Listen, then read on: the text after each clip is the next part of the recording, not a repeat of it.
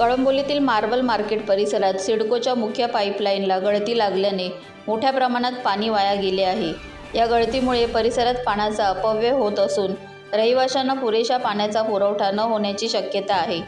प्रशासनाने तातडीने दखल घेऊन दुरुस्तीचे काम सुरू केले असले तरी काही भागांमध्ये पाणी टंचाई जाणवू शकते। स्थानिक नागरिकांनी पाण्याचा वापर जपून करण्याचे आवाहन करण्यात आले आहे।